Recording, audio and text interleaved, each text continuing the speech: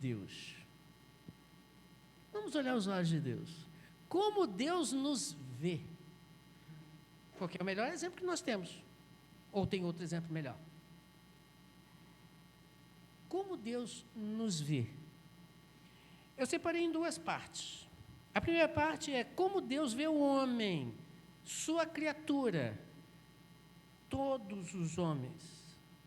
Primeiro, Deus nos olha por dentro e não por fora. Você conhece o texto. O texto de 1 Samuel, capítulo 16, versículo 7, diz que o Senhor não vê como o homem. O homem vê a aparência, mas Deus vê o coração. Você conhece o texto. Então, Deus, quando olha para o homem, sua criatura, Deus vê o que está dentro do coração e não o que está fora, a aparência. Então, este olhar é um olhar penetrante, profundo. Vai lá onde você realmente é e não no que você demonstra ser. Ok? Deus ainda nos olha de uma maneira interessante. Isso é o universo, todos os homens. Em 1 Coríntios, capítulo 11, versículo 7, diz que o homem não deve cobrir a cabeça, visto que ele é, dito por Paulo, ele é o quê? Ele é o quê? A imagem de Deus, a imagem glorificada, a imagem da glória de Deus. Então, ele não vê o homem, a sua criatura, o ser humano, como uma qualquer outra criatura. Ele não vê você como vê um leão, uma formiga, uma samambaia, uma pedra. Ele não te vê como isso. Ele te vê como sua imagem, a imagem de Deus e glória de Deus. Todos os homens. Mas tem mais.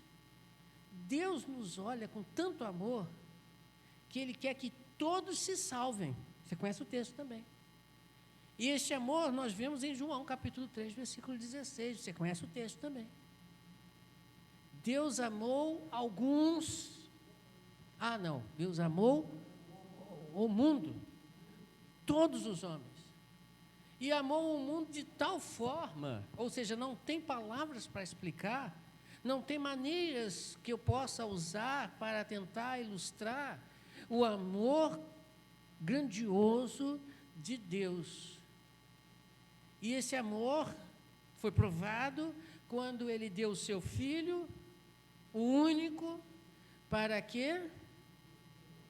Para que morrendo pudesse dar vida eterna aos bons. É assim? A todos. A todos. Você percebeu a grandiosidade do olhar de Deus por toda a sua criatura chamada homem? Muito lindo isso. Maravilhoso isso. Por isso, até aqueles que estão andando agora, fazendo o que não deveriam estar fazendo, estão vivos. Por enquanto. Agora, Deus também tem um outro olhar para você, filho de Deus. Agora, um olhar mais delicado, mais especial, se eu posso dizer assim. Veja comigo. João capítulo 15, versículo 15. Você também conhece esse texto. Jesus Cristo diz o seguinte: já não vos chamo servo, porque o servo não sabe o que o Senhor faz. Em vez disso, eu o tenho chamado de amigos. Porque tudo que ouvi de meu Pai, lhes tornei conhecido. Olha só que coisa linda. Deus chega para você e para mim, filhos dele, e diz: não te chamo mais de servo, mas de amigo. Você sabe o que é um amigo? Você sabe o que é um amigo? O que é um amigo? Mais que um irmão, né? A Bíblia até fala isso. Amigo é aquele que você pode contar. Amigo é aquele que você, na hora de dificuldade, pode conversar com ele, né? Amigo é aquele que não te desampara. Amigo é aquele que está junto no momento da alegria e também no momento da tristeza. Amigo é aquele camarada para toda hora. Você vai concordar comigo.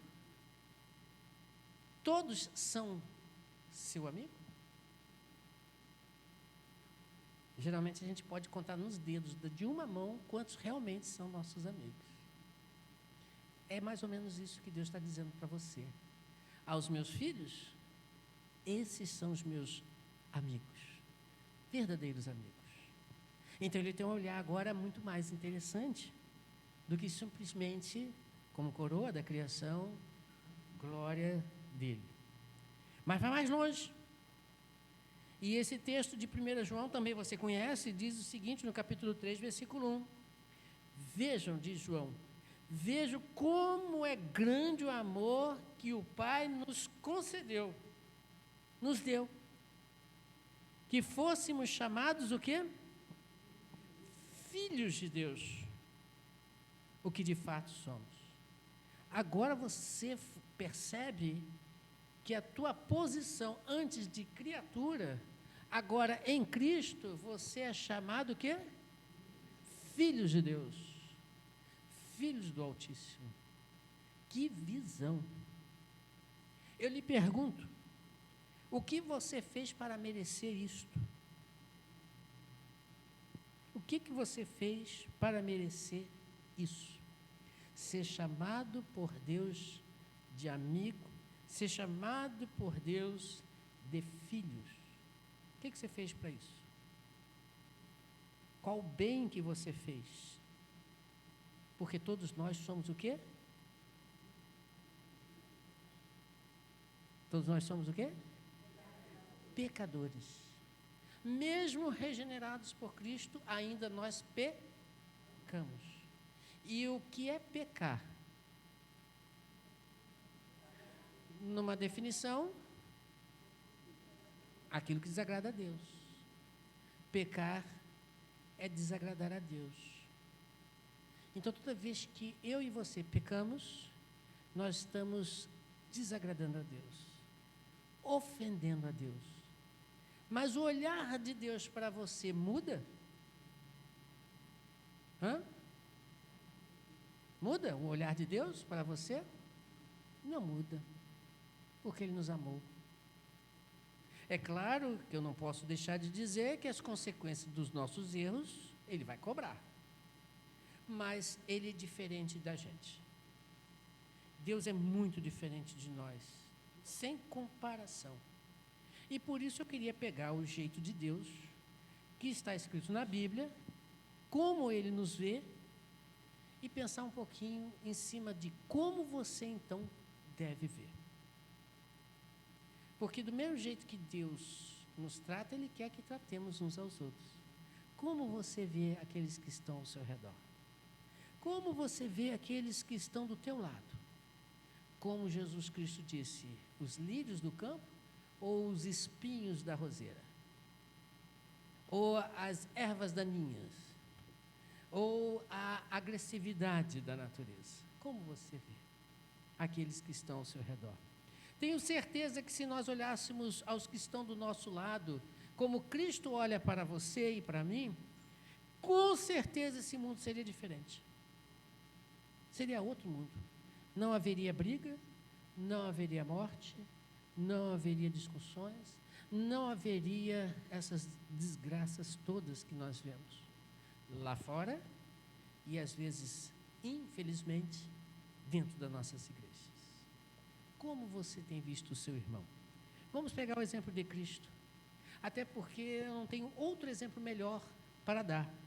A Bíblia é cheia de pessoas, servas do Senhor, que foram exemplos para muita coisa, mas este é o único exemplo que eu não tenho outra pessoa para dar como exemplo, que é o próprio Jesus Cristo.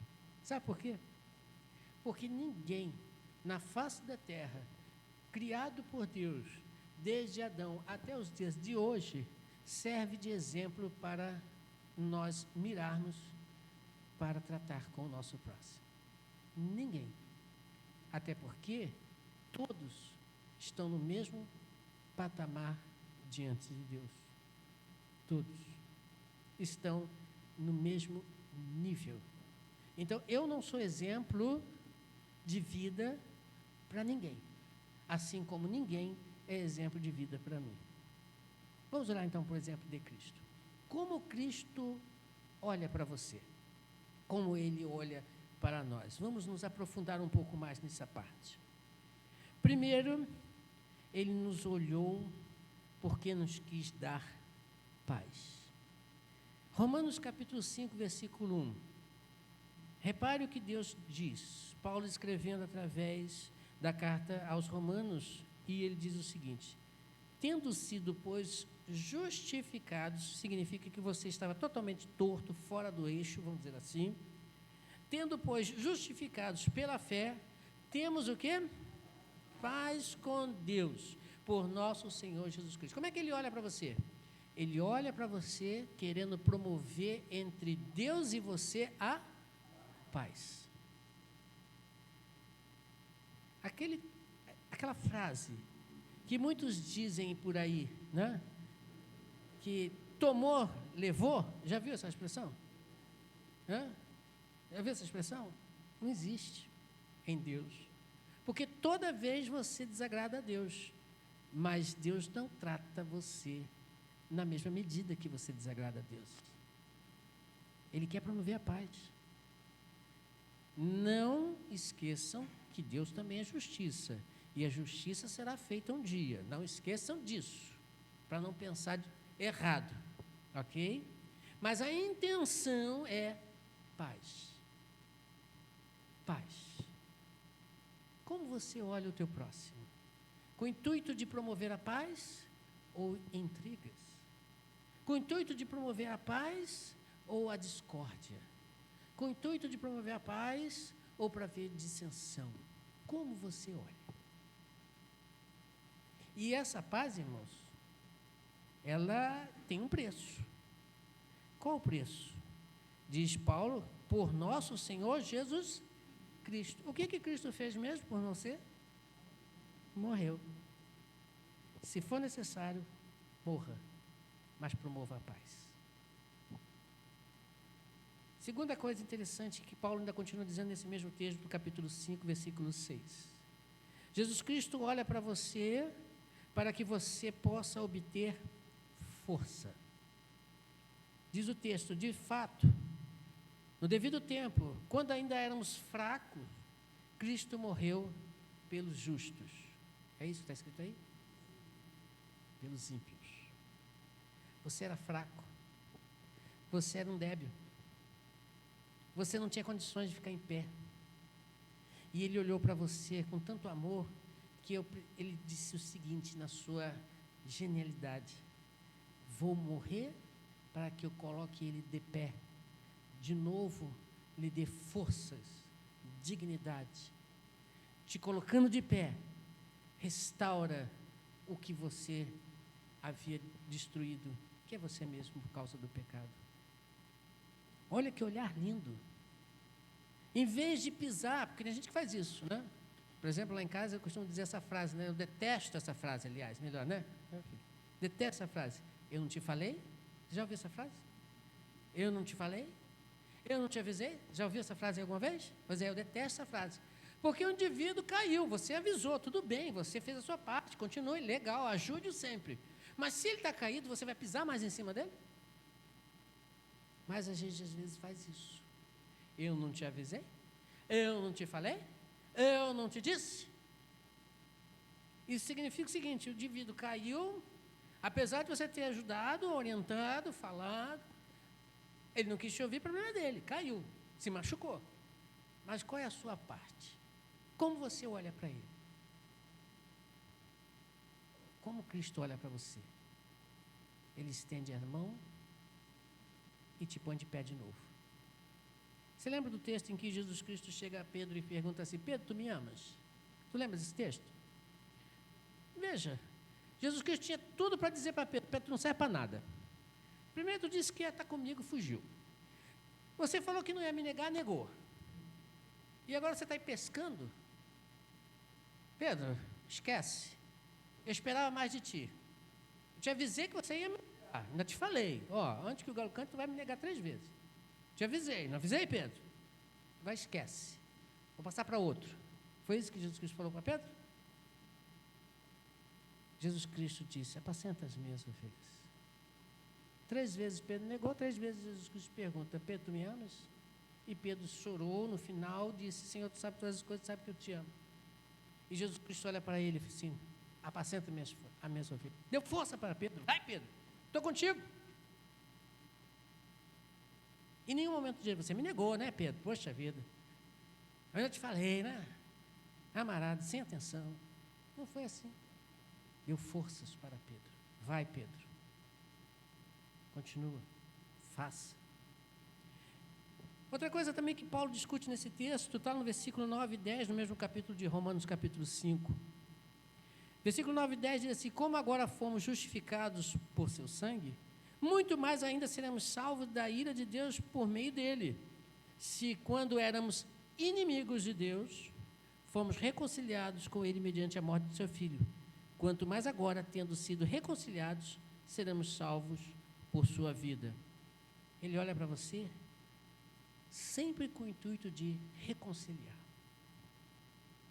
Sempre com o intuito de te reconciliar com ele. Sempre. Você era inimigo, eu era inimigo de Deus. Mas ele nunca nos tratou como inimigos. Nunca.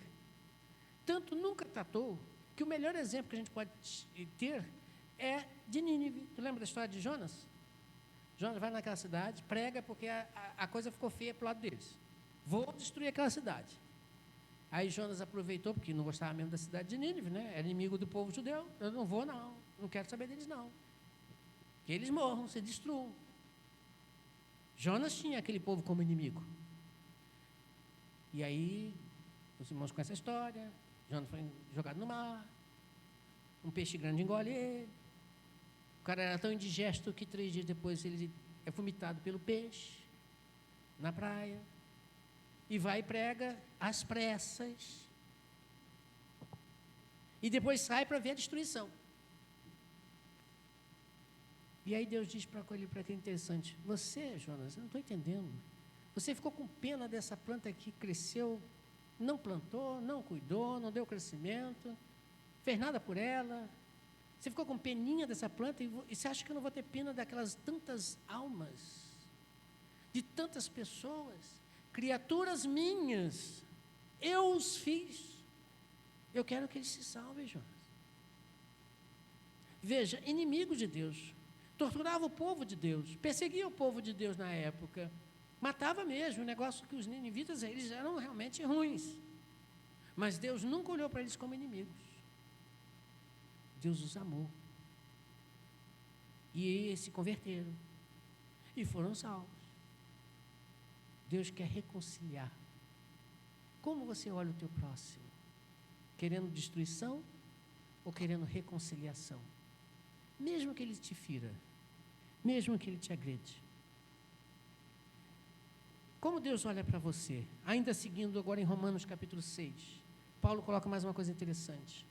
No capítulo 6, versículo de número 1 e 2. Que diremos então? Já que Deus perdoa pecado, né? Então, que diremos, pois, então? Continuaremos pecando para que a graça aumente? De maneira nenhuma. Nós, os que morremos para o pecado, como podemos continuar vivendo nele? Jesus Cristo quer limpar de todo o pecado. O pecado agride a Deus, mas Ele quer te limpar. E foi exatamente isso que Ele fez na cruz do Calvário. Nós hoje de manhã celebramos a ceia do Senhor, que nos fez lembrar do sacrifício glorioso de Deus. Um sacrifício terrível em que Ele deu o seu sangue para que você pudesse ter os teus pecados purificados. Ele se colocou no teu lugar. Isso é complicado, porque, como eu falei pela manhã, Ele se fez homem, carne. Ele habitou entre nós. Ele passou pelas mesmas tentações.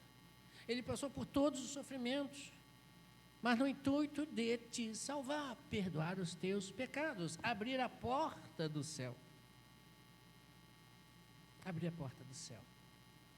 Perdoar os pecados. Como é que você olha para o próximo? perdoando os pecados dos outros também? Sim, claro. Perdoai as vossas ofensas. Veja, da mesma medida que você perdoa, você será perdoado, diz o texto. Como você perdoa? Como é que você tem olhado para o teu próximo? O olhar de Cristo é um olhar de perdão, um olhar de regeneração. E, caminhando para o fim, 1 João capítulo 1, versículo 8.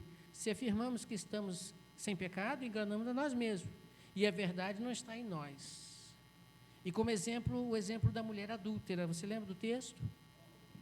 Jesus Cristo diz para aquela mulher, vai e não peques mais. Jesus perdoa. Jesus é o nosso advogado. E 1 João capítulo 2, versículo 1, diz João o seguinte, meus filhinhos, escrevo essas coisas para que vocês não pequem. Se, porém, pecar, eu temos um advogado, um intercessor, aquele que está junto ao Pai, Jesus Cristo, o justo. Ele não quer que você continue pecando, mas Ele te chama para que você se endireite, ande no caminho reto e nunca nos abandona. Jesus Cristo certa vez disse, aquele que vier após mim, quem completa? De maneira nenhuma lançarei fora. Você sabe o que significa de maneira nenhuma? Se você for até Cristo, de maneira nenhuma Ele te lançará fora. Você sabe o que quer dizer, repito, o que é de maneira nenhuma? Dá para entender? Dá para entender? Se você não conseguir entender, como diz o pessoal, o que eu desenho? O amor de Cristo explica isso. E é este amor que nós precisamos usar entre nós. Olhar para aquele que está ao nosso lado. Olhar para aquele que está vivendo conosco. Olhar para aquele que está junto conosco, caminhando junto conosco. É interessante isso. Tem mais textos para ler, mas eu não vou ler todos não. Só o último texto que eu vou ler, Thalita, por favor. Lucas. E eu concluo dizendo o seguinte. Jesus Cristo diz o seguinte lá em Lucas, capítulo 6, 36 a 37. Sejam misericordiosos.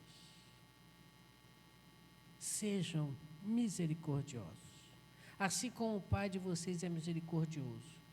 Não julguem e vocês não serão julgados. Não condenem e não serão condenados. Perdoe e serão perdoados. Este olhar está faltando em nosso meio. Olhe a beleza do outro. Olhe aquilo que é belo do outro. Vejam os lírios do campo. Vejam as belezas simples, muitas das vezes, que o outro tem para oferecer. Porque foi isso que Cristo viu em você. Você era inimigo, pecador, longe, caído, perdido, condenado, mas Ele olhou para você com amor e carinho. Ele olhou para você como a sua glória e fez muito por você, que foi morrer na cruz para que você pudesse ter vida. Então olhe com este olhar de Cristo, em que Ele se fez homem, habitou entre nós, passou o que passou, para que Ele entendesse cada um de nós, e sofrendo o que sofreu, pudesse você ter a possibilidade de ser como, não Deus, na sua glória e poder e majestade, mas ser filho de Deus. Que coisa linda, coisa maravilhosa, né? Como você tem olhado aqueles que estão ao seu lado? Como você tem olhado? Não deixe que a luz que há em você se torne trevas. Para isso, o seu olhar tem que ser bom. O seu olhar tem que ser maravilhoso. O seu olhar deve ser o olhar de Cristo. E aí a luz que está em você há de resplandecer tanto que aqueles que estão lá fora possam ver em você a glória de Deus. Amém? Vamos orar a Deus neste momento, pedindo a Deus que nos ajude a ter este comportamento que Cristo teve quando Ele veio a este mundo. Mesmo quando tentaram apedrejar Ele, expulsar ele, calma, não é por aí não. Eles não sabem o que estão fazendo, né? Em muitos momentos. E na cruz, ainda falou a mesma coisa. Vamos orar a Deus, pedir a Deus que nos ajude a ser e a viver como Cristo fez e viveu neste mundo, para a honra e glória do nosso Deus, para a honra e glória do nosso Senhor Jesus Cristo. Vou pedir à irmã Michele que venha aqui à frente e nos eleve a Deus nessa palavra de oração.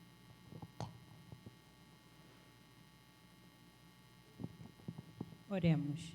Senhor, meu Deus e Pai, muito obrigada, Senhor, por esse momento que passamos aqui, Senhor. Esse momento ouvindo a sua palavra, Senhor, tentando aprender mais de Ti, Senhor, adorando e cultuando o Seu nome, ó Pai. Eu peço, ó Pai, que tudo que foi dito aqui, toda a mensagem que foi dada, Senhor, possa estar em nossos corações e o Senhor possa nos ajudar, Senhor, com a ajuda do Espírito Santo, a ver com os Seus olhos, ó Pai, a ver os outros, Senhor, tendo mais misericórdia pelos outros, Senhor, tendo mais amor pelos nossos próximos, Senhor. Ajude-nos, Senhor, a praticar todas as palavras que aprendemos aqui nesse lugar, Senhor, e que o Senhor esteja em nossa vida. Ajude-nos a ser luz e sal dessa terra, ó Pai. Afaste todo o mal do nosso pensamento, do nosso coração, e não deixe que nada desvie e venha apagar essa luz, ó Pai. Obrigada por tudo que o Senhor tem nos feito. Abençoe cada família aqui presente, abençoe os visitantes que aqui esteve, abençoe o pastor e sua família. Obrigada pelas bênçãos recebidas e que o Senhor possa nos abençoar durante essa semana, conforme a sua vontade, ó Pai. Ajude-nos, Senhor, a alinhar nossos desejos e nossos pensamentos conforme a sua vontade, ó Pai. Obrigada por tudo que o Senhor tem nos feito. Em nome de Jesus Cristo, eu lhe agradeço. Amém.